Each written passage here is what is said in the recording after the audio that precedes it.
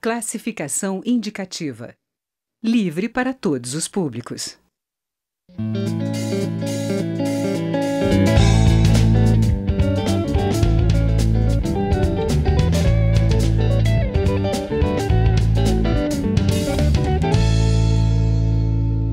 Nem a gravidade da crise política demoveu os principais líderes da importância da aprovação da controvertida reforma da Previdência. O deputado Beto Mansur, vice-líder do governo, um dos principais articuladores da aprovação da reforma, é quem faz a ponte entre a Câmara e o governo, esclarecendo cada ponto do projeto. Inclusive foi produzida uma cartilha que explica em detalhes as mudanças propostas, com as alterações que a proposta original sofreu na comissão especial que examina o projeto. O deputado Beto Mansur é quem está monitorando os votos a favor e contra a reforma. Está aqui com a gente nesta edição do Palavra Aberta. Deputado, neste momento a reforma passa? Nesse momento, não. Primeiro, cumprimentar você, a todos os nossos telespectadores da TV Câmara, e dizer para vocês que essa reforma é extremamente necessária. É lógico que as corporações no Brasil sempre lutam contra ela, porque tem privilégios. Mas a maioria da população que se aposenta com 65 anos já e ganha um salário mínimo, ela entende que nós precisamos fazer essa reforma exatamente para que a gente possa dar sustentabilidade para a Previdência Social no Brasil, porque senão vai acontecer o que está acontecendo, por exemplo, no Rio de Janeiro. O aposentado, a pensionista, vai na boca do caixa, não tem dinheiro para receber porque o rio está quebrado. Então, isso pode acontecer com todo o Brasil num futuro próximo, não está longe não. 6, 7 anos você começa a ter problemas graves na Previdência Social no Brasil. Então, em função disso é que a gente precisa fazer essa reforma. Não é nenhum bicho-papão, não vai mexer com a maioria da sociedade brasileira, mas vai acabar com determinados privilégios de gente que ganha muito, em detrimento de muita gente que ganha pouco. Pode ser até que não seja um bicho-papão, como o senhor diz, mas está sendo vendida como se fosse. Está sendo vendida como se fosse. Nós editamos até uma cartilha, e nessa cartilha vem muito resumido o que a comissão definiu. O governo mandou uma proposta, que era uma proposta mais dura, passou dentro da comissão aqui, que discutiu a Previdência Social dentro da Câmara dos Deputados. Nós mexemos em alguns setores, etc. Diminuímos, por exemplo, idade mínima para a área rural, para professores, para policiais e tal. E, de alguma maneira, eu acho que o texto ficou bom.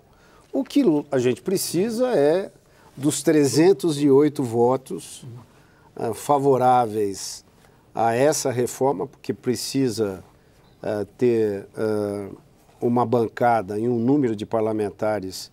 Para você poder mudar a Constituição, você precisa de 308 votos na Câmara, em 2 votações, e também no Senado você precisa de uma maioria para poder ver aprovada a reforma constitucional neste setor de atividade, que é a questão que envolve a Previdência Social.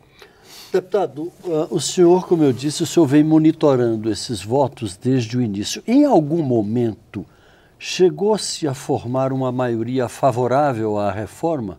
Ou esse trabalho ali, quando aconteceu a divulgação daqueles áudios de Joesley Batista, etc., balançou a casa e aí as coisas se complicaram? Foi ali que se complicaram?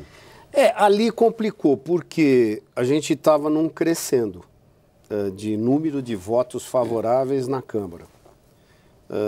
Eu posso te dar esse número, a gente tinha por volta de 255 parlamentares que já estavam favoráveis ao projeto que saiu da comissão.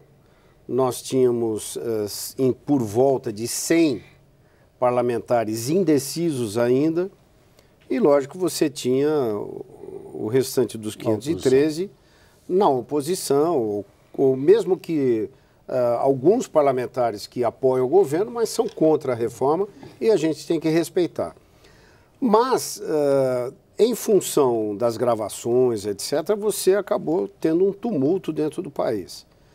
E você hoje, você ainda começa a ter um clima favorável à reforma, porque os parlamentares entendem que você tem uma crise política, essa crise política, diria para você, que ela vai se alongar, quer dizer, dentro das instituições, dentro do judiciário, em que as pessoas que estão sendo acusadas irão se defender, mas isso é uma coisa que, na minha opinião, demora.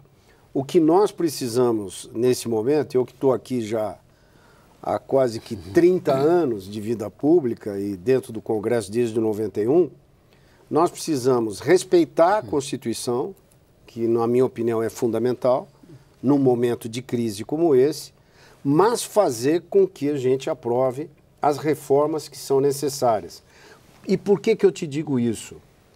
Porque o chefe de família ou a chefe de família que está em casa, muitas vezes nos assistindo, desempregado, porque você tem em torno de 14 milhões de desempregados no Brasil. Se nós não aprovarmos a reforma da Previdência, se a gente não aprovar a reforma trabalhista e tantas outras coisas que são necessárias para o Brasil, a gente não consegue gerar emprego. Eu acho que o ponto fundamental para que a gente possa atender a sociedade é fazendo as reformas, gerando emprego, e a questão política vai se resolvendo dentro do respeito à Constituição. Dá para separar? Nós precisamos separar, porque senão o país não anda. E a gente tem consciência plena disso. Lógico que você tem um denuncismo hoje muito grande no Brasil. Você, por outro lado, tem muita corrupção também que precisa, não diria para você acabar, porque no mundo inteiro a corrupção é impossível de acabar. Mas você tem que diminuir, ter padrões internacionais, vamos dizer, de corrupção, que a gente espera que seja o mínimo do mínimo. Mas eu digo a você que essas discussões jurídicas, elas se alongam. E o chefe de família, dona de casa que está desempregado, eles não podem esperar. Por isso que a gente tem que aprovar aquilo que é necessário. Deputado, em sã consciência, acho que ninguém, mesmo quem é contra a atual reforma, pode dizer que é contra uma reforma da Previdência. Porque há muito tempo se diz assim, a Previdência precisa mudar, senão ela quebra. Mas aí o discurso que antecedeu a reforma foi o de que não há necessidade nenhuma de reforma, coisa nenhuma, a Previdência é rica, esses números foram fabricados para aprovar uma reforma. E aí as pessoas dizem assim, mas espera aí, é só por maldade que estão fazendo então essa reforma da Previdência? Na sua opinião, o que é que precisa acontecer do ponto de vista da comunicação, da informação para a população, a fim de que ela conheça minimamente? Essa cartilha, por exemplo, é uma dessas contribuições. O conteúdo da reforma que está em análise no Congresso. Eu resumo para você, em poucas palavras, nós estamos envelhecendo. Nós tínhamos um país, Brasil, muito jovem, e você tinha um determinado número de pessoas que não estavam no mercado de trabalho, entraram no mercado de trabalho e começaram a contribuir. Só que essas pessoas, elas acabaram envelhecendo. Nós estamos envelhecendo. Então, o sistema da Previdência ele é contributivo. Eu estou contribuindo hoje para atender quem está aposentado. E alguém lá atrás, que está jovem hoje e é criança, vai contribuir para que eu me aposente. O detalhe é que se você não aumentar a idade mínima, tem muita gente no Brasil hoje se aposentando com 45 anos, 50 anos, e a nossa expectativa de vida cresceu demais. A gente vai viver, as mulheres vão viver mais do que os homens, e isso, graças a Deus, é uma coisa normal, mas você tem aí uma expectativa de vida para mais de 80 anos. Então, as pessoas vão viver muito aposentadas se nós não mexermos na idade. Então, tem algumas questões que eu acho que são fundamentais. É o tempo de contribuição, que ele é necessário, e a idade mínima. A idade mínima para se aposentar.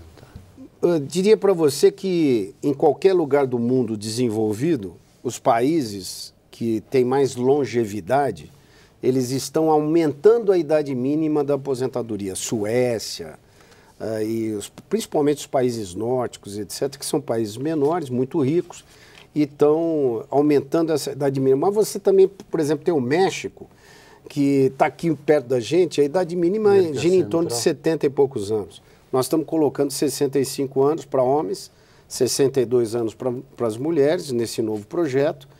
E, inclusive, quem trabalha na área rural, debaixo de sol, debaixo de chuva, tem uma idade mínima para se aposentar menor. Mas eu diria para você, resumidamente, que é a idade mínima, o fundamental e tempo de contribuição. Deputado Beto Mansur, muito obrigado pela sua participação. Quem quiser ter acesso a essa cartilha faz o quê? Liga para onde? Tem muita gente hoje que está trabalhando com internet, etc. Isso está no site da Receita Federal e você pode pegar a cartilha através da internet. Por meio magnético você tem a cartilha toda.